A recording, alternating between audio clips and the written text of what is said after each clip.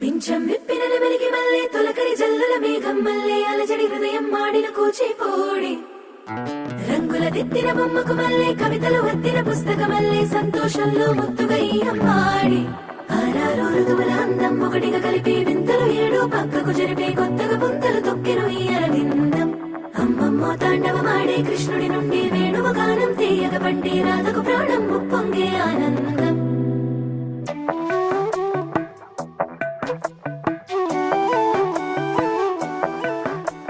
మధురము కదా ప్రతొక నడక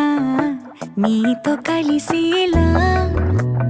తరగని కథ మనదే కనుక మనసు మురిసినిలా ఉసురేమో